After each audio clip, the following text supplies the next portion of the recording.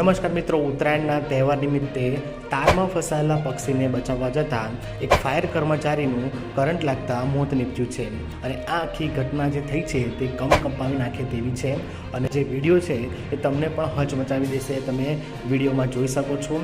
કર્મચારી ઉત્તરાયણના તહેવાર નિમિત્તે તારમાં ફસાયેલા પક્ષીને બચાવવા જઈ રહ્યા હતા અને ત્યાં ભૂલથી તેમનો હાથ લાગી જતાં તેમને કરંટ લાગ્યો હતો. અને મિત્રો, આ જે કરંટની લાઈન હતી એ હાઈ વોલ્ટેજ લાઈન હતી, જેમાં તેઓ જ્યારે હાથ અડક્યો ત્યારે જ તરત જ સળગી ગયા હતા અને પોતાનો જીવ ત્યાં જ ગુમાવી બેઠા હતા. તમે વિડીયોમાં જોઈ શકો છો.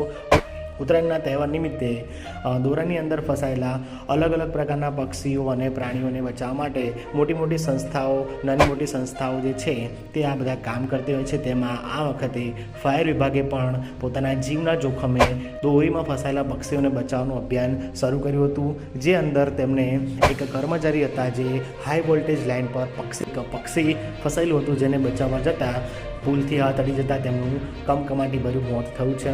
મિત્રો, આ એક સારું કામ કરવા જઈ રહ્યા હતા, પરંતુ તેમની સાથે જ ખોટું થઈ ગયું છે.